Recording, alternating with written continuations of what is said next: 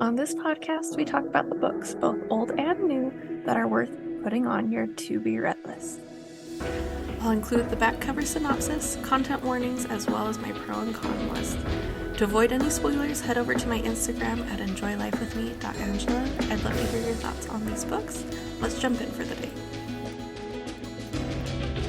Today we're going to be talking about One Happy Summer by Becky Monson, which is the 6th book in the Falling for Summer multi-author series.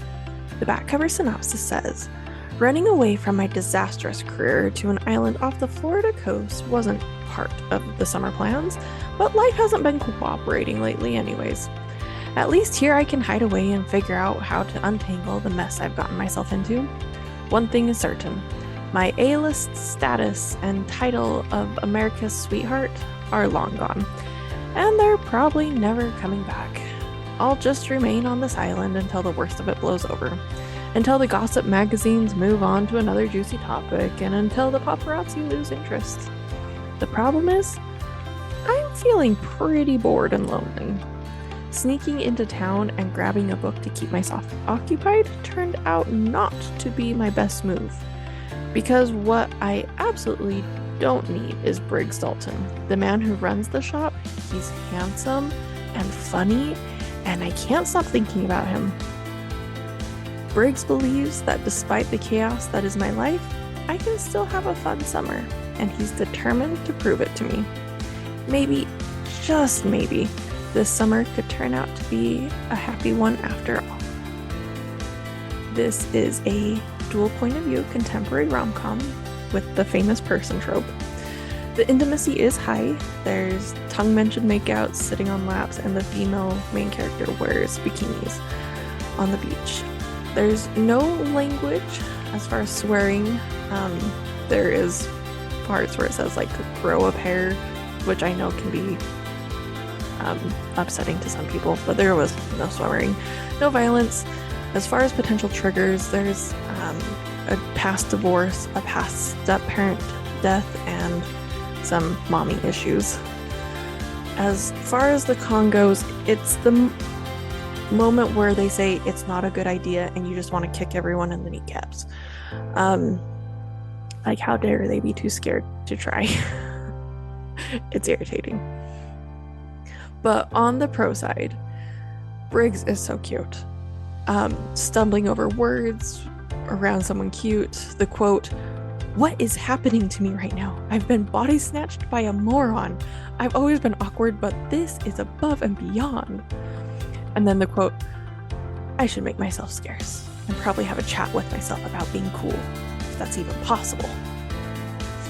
He was the perfect big brother, wanting to keep Scout away from guys until she was 30, teasing and messing with her, like with the real versus animatronics animals, willing to admit, at least to himself, that the friend zone really sucks. And I just wish that he would remember his advice he gave. He said, quote, "Better to try and fail than not try at all." He gave that advice, but he wasn't willing to take his own advice, and it was irritating. Realistic, but irritating. Presley, on the other side, was just very human, which is always a fun look at the famous person trope. She had the quote, "I, Presley James, solemnly swear to keep my lips and hands to myself this summer." Which is just, something we all say we're going to do. It's like, we're going to do something, and then, 5 seconds later it's not happening because she grabs the edge of his t-shirt and goes, quote, "You're kind of my emotional support human." I mean, everyone in certain situations needs emotional support, and it's cute that she was wanting him to be there for her. And when she asked Briggs why he had to be so sensible, and he said it was a curse, it was just like the epitome of all awesome banter. They did a great job in that book with it. My favorite part probably was Marianne, though.